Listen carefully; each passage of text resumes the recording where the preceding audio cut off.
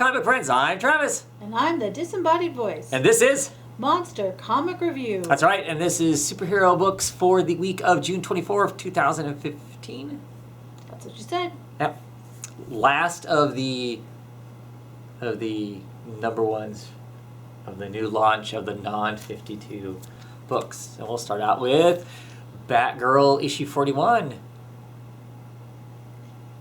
Batgirl versus Atomic Bunny. What you think? Well, I had to, we talked about this a little bit.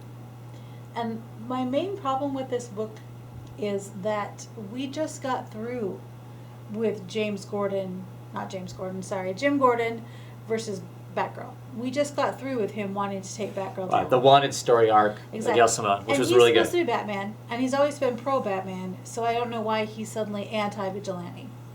I mean, we just did that, and I don't really want to do it again. Yeah, that's my opinion too. And I've enjoyed this version of Babs far more than I thought I would when it started. Sure. But the story itself, yes. right? It's like, okay, we've just done this. Exactly. I mean, the only difference is that he doesn't think that she killed his kid. Right. But still wants to arrest her and drag her yeah. in. She still comes this close to saying who she is. And then he gives her we have to take them down, which is ridiculous because he never wanted to take Batman down, so I don't understand what his problem is now that he's all official. Well, there have, in the long history of Batman, there have been storylines where okay, Gordon I guess I wants shouldn't have said never, but in Right. the recent history of Batman. Right, he's pro-Batman. Exactly, that's why he is Right. Bunny Right. Man. Right. Yeah. So, yeah, I mean, that's one of the big things. What do you think of the art? With Babs Tarr, now she's doing the entire art. I don't like the art as much, but I love Babs Tarr, so I almost don't want to say that because she's just awesome. Yeah. We saw her at Emerald City Comic Con, and I just really like her. She's cool. So I want to love her art, but it's a little bit more cartoony now than it was when she was working with, who was it she was working with? Well, she was doing, Cameron Stewart, the writer on the book, was doing the breakdown. So he was structuring the panels, how they were, and then Babs Tarr was going back over and doing her art with his structure. Now it's solely her structure. I have to go and look, 'cause to me it feels like it's colored different. Yeah, there's something else. It does seem. There's something else different about it, and it's not so much the panel structure and stuff. It's not the panels. There's something about her face to me that in a couple it's things that just seems more pointy and crazy. It's gotten closer to the Supergirl's BFF Supergirls thing, that little cartoon DC short. Yeah. With Batgirl, Wonder Woman, and Supergirl in it. How clearly it's they're a more cartoon, closer to Powerpuff Girls kind of thing. And she has some of that facial thing going on. But I want to give Babs more time, I guess, and see how I feel about it as we go forward. I like her style. I mean, I don't like her. I don't mind. And There's like something. style. I don't mind the art in the book. about There's that just something about it that seems different, and it's not. I don't really think it's the panel structure. No, but I didn't either. I don't know how long I'm gonna stick with this book. Because we're rehashing the same story. Well, because I was excited. Okay, I finally was on board with the new version of Batgirl, and that's fine. And actually kind of liked the last story arc, and there were some elements in it that I liked and whatnot. And we went to the con. We get to listen to all these creators, all of them. They were all there. Mm-hmm. Brian Fletcher, Cameron Stewart, Babs. They were all there to talk about the book. And it's like that whole first arc was to cement who the character is now. Was really was the main thing. So I'm like, okay, cool. So now they're going to be able to go forward and tell the stories that they really want to tell, versus we need to spend an arc establishing this new vibe. Right. Well, and now I'm saying this, I'm thinking another thing about it. Of course, they want to tell their own story, but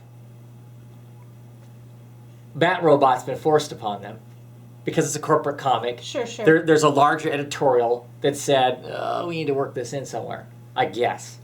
Or somebody said, hey, you should use this because we think it's a good idea. The editors or something, we think this is a good idea.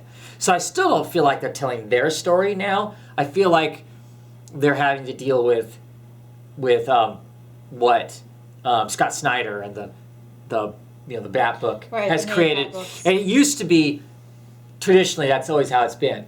The Batman book is there, and then you have all the other Bat family books. So it's like the flagship and the supporting right. titles. The Batman is the lead writer. Whatever the Batman book is creating and doing, everything else is a reflection of that in some sense. But I thought this new era that supposedly Dan has put forth that it's not such a driving thing. So I'm not sure how much this is the creators really want to tell a story, or this is the necessity of corporate comics for a story. So maybe I'll cut some slack for a little bit to get past this, because I just kind of wanted to see, now that they've established Batgirl, what they thought were her stories. Sure. To either be excited by this young, new, lively version of Batgirl, or go back to dropping this book and praying for the old seedy Bat books to come back. I don't know. I wasn't super excited by this, though. Mainly because, like we said, it's... Right. Yeah, just doing the same story we just read. Exactly. And that was actually one of the best, in my opinion, storylines of the new 52 Simone on Batgirl. Anything else to say about it? No. Let's move on to Gotham by Midnight. Issue number 6. Still written by Ray Fox and Ferrara. Is that how you say it? Ferrara? I'd say Ferreira, but quite Ferreira on art. This is the new artist with a fabulous Bill Sekowitz cover. This cover is awesome, creepy and all out. Yeah, new. This is the new ongoing artist that's going to be on it now. Temple Smith did his first issues. Sure, run. I'm actually more excited to see this guy do it just because. To some degree, Temple Smith is an acquired taste.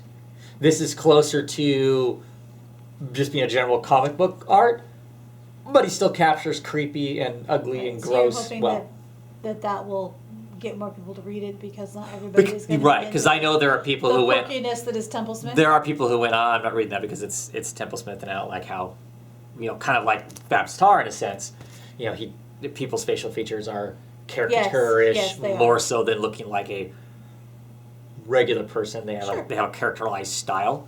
So, anyway, so new story arc. Unfortunately, we truly have lost our nun.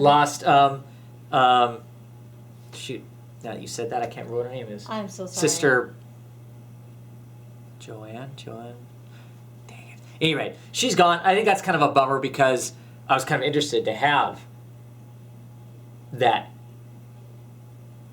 moral compass, because clearly the Spectre, which of course there's a conversation about the Spectre because now everybody knows, the team all knows that he's walking on the Spectre, and the Spectre is a nuclear warhead. I mean, that's the Spectre's response to everything, is just annihilate everything.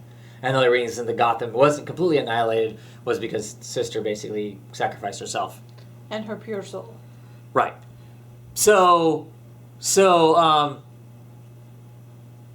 I kind of was looking forward to her because she was going to be the actual vocal moral compass, because for the Spectre it's black and white. There isn't there's no gray for the Spectre. And in this issue they really nailed down, I think, really well the whole aspect of why is Corrigan there? Why is he doing the work that he's doing? Because he has to get it stopped, whatever creepy crawly is happening, get it stopped and get it fixed right away, because if he doesn't, the Spectre's going to come out and annihilate everything. Right. And as much as maybe there are no real pure souls, especially in Gotham, most people don't deserve annihilation. Exactly. The pure wrath of God. They don't deserve that. So that aspect's going on, and yes. and so we kind of, the team to some degree comes to grips with that. we potentially have something going on, maybe with the with the gearhead in the group, the scientist in the group. Is he crazy? Is he playing some game of his own, or is that just a poor interpretation by one of their straight officers that's there? I don't know. So I'll be curious to see if that's actually something, or just he's kind of the mad scientist off the side, kind of a thing. With his plan. Yeah. Yeah. Yeah. And we had a nice little bit of, corporate asshattery going on in here too. Oh, definitely. Because there's a, they have it has the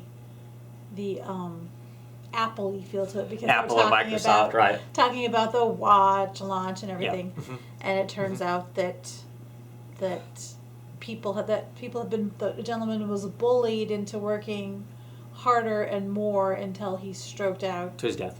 and now is haunting. So that's a nice semi-straightforward haunting. Yeah. And by the end of the book, we get introduced to a new character, which is actually an old character. They reintroduce Kate Spencer. Is she their lawyer? Is she a police lawyer that's there going, hey, you need to... I think she's representing them, the Gotham people. Now I don't remember what her title was. You and I were talking about I'm gonna have to look it up, because... she had been this and then she right, because when the Kate Spencer again. originally was Manhunter, That was such an probably awesome series. 5 or 6 years ago, and... There we are. No, I'll get to it. And when she was there, she was a she was a prosecuting attorney there, and when she couldn't fix the case by legal terms, she would go out at night and take care of vigilante style. Then they ended up moving her to Gotham. She becomes the DA in Gotham prior to the New 52 and all that kind of stuff. So I'm looking here real quick to figure out what her aspect is.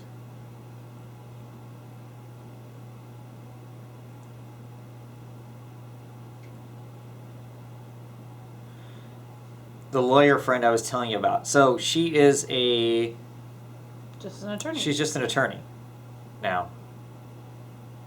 Clearly considerably younger and whatnot, but she's there as a friend, warning them that Internal Affairs is not going on a small witch hunt here. It's full scale. Right. Man. And I'm always happy to see certain characters like Kate Spencer Right. in the general universe, because then maybe they can do something with them at some point because they've established that they exist. Yeah. Yeah, she was an interesting character back then. So, yeah, anything else you want to say about it? You like it? I really do like this comic a lot. I think it's a really fun use of the Spectre, and then the other... Yeah, they're all new characters. Yeah, the other cast members, so to speak, Secondary characters. are really enjoyable. So, yeah, I really like it. Yeah. Next up, we'll talk about Grayson, issue number 9. Who's the man behind the baton? I mean, they finally arrested him at the end, but... If it's really him, yeah. Yeah. What do you think? I enjoy this comic. This comic is awesome. Yep. It's funny because I've only really enjoyed reading about Dick Grayson twice. Once when he was being Batman with Damian, and in this comic. Batman and Robin. I mean, I don't have a problem with any other Grayson, characters or anything, but I really have enjoyed both of those. And I was like, oh, he's a spy, what? But it turned out to be really enjoyable. I really liked it. I didn't know that I was going to like it so much. Yeah, I was suspicious. I thought I would give it a try. Because I was just kind of curious to see what they're going to do with him. Basically taking him out of Nightwing and Robin. Right. What was going to be. The series has been great. It comes back awesome. You've got basically a new status quo at Spiral. Matron is taken over as head honcho of the whole thing, and we discover that this whole time that Dick Grayson's been doing work for Spiral, somebody has been coming in behind after the cases and killing off other spy agents, and they've got like a written rule amongst all the different spy agencies that they won't kill each other in open, basically. Otherwise, they'll go to war and they'll really start killing each other. They might best each other, as he has. Oh, sure. But Sure, robbing stuff from Right. from the other spy groups is fine, but beating them to death and leaving them hanging somewhere is not okay. I was pleased that Matron didn't just automatically decide that it was Grayson who was doing it, in spite of the fact that it was every single case that he worked. Right. Of course, they lead us to believe that also because the people are beaten to death with batons, which of course Exactly. Those are Dick his, Grayson, that's his calling card. Is right there on the cover. Yeah. Did the guy officially get arrested at the end, or is that a patsy of some sort? It seemed awfully easy. Yeah, I hope so. I liked his friend who's like, "You're an idiot," because. Well, no, he's following directions. Exactly. Because they assumed it wasn't Dick, they assumed it was Agent 1. So, really, really great comic. Looks beautiful. Janet's art continues to be amazing on it.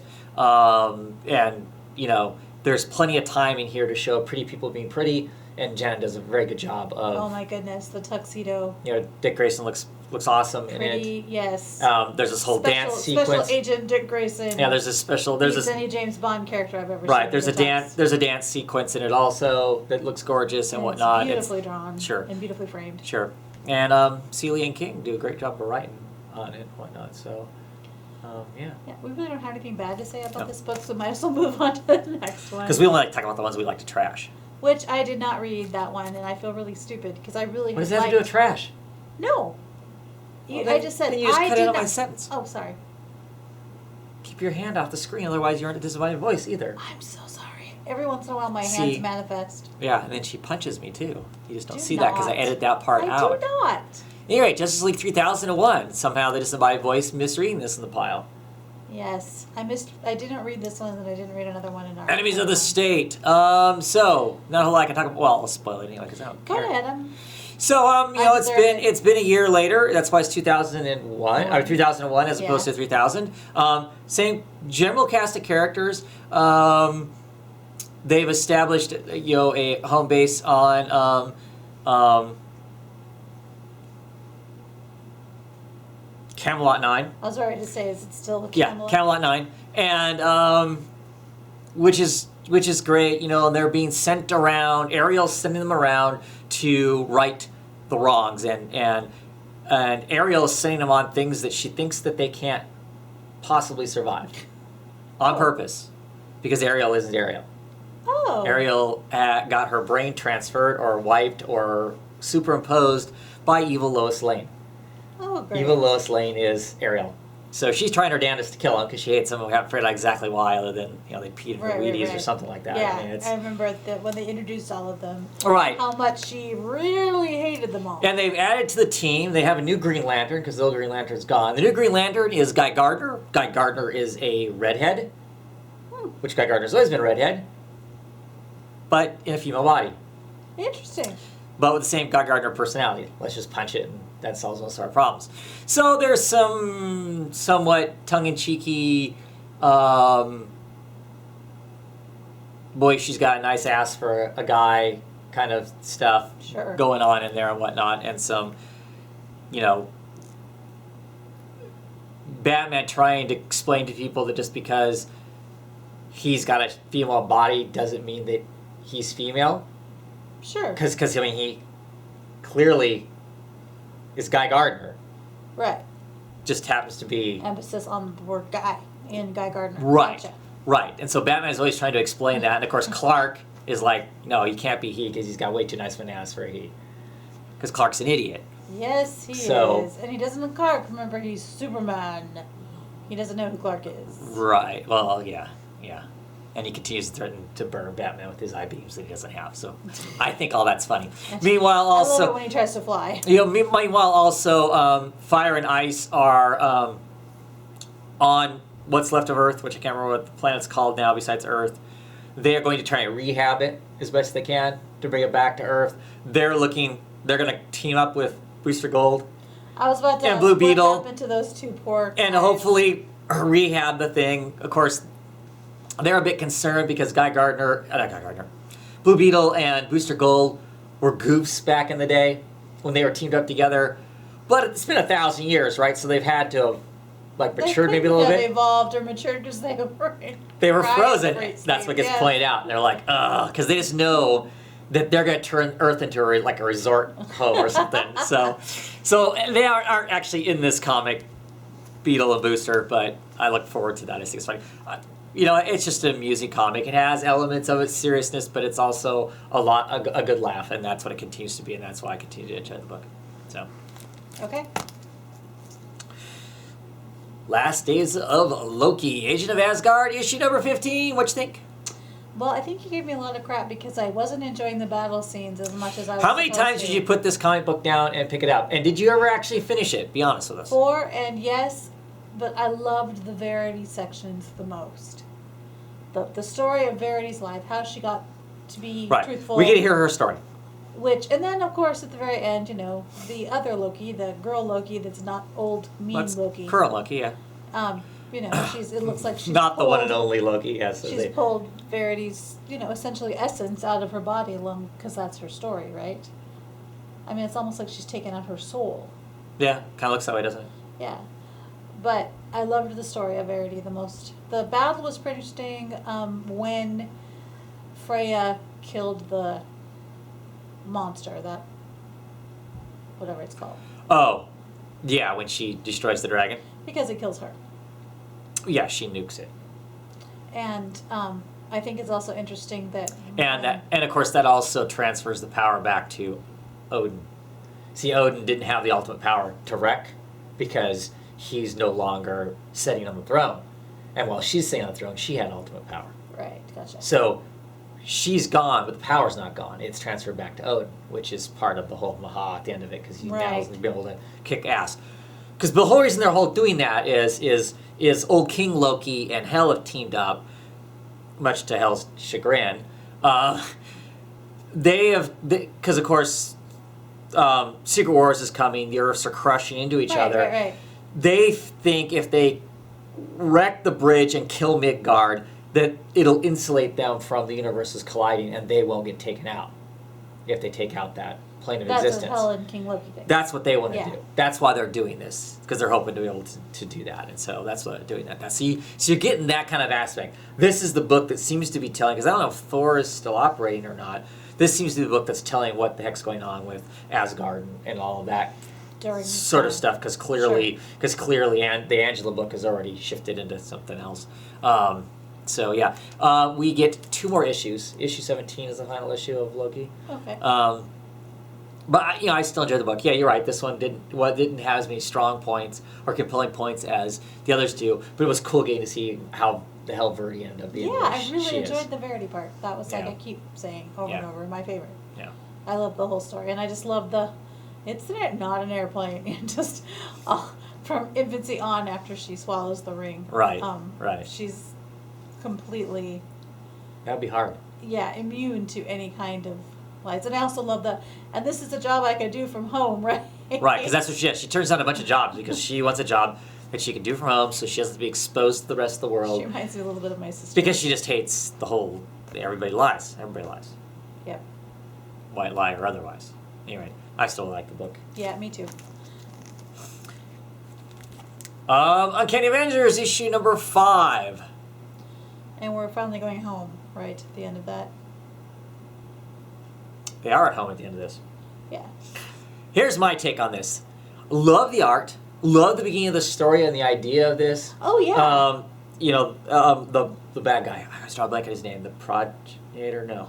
Yeah, I know what you mean. He's essentially the maker, the king, daddy, god guy. That isn't helpful for all the Marvel fans out there that we're not, I guess. But at any rate, love the whole idea of the story, like the beginning of it and whatnot, but it kind of irritates me by the end of it, because really it feels to me like all this is 5 issues to cement that Scarlet Witch and Quicksilver are not mutants.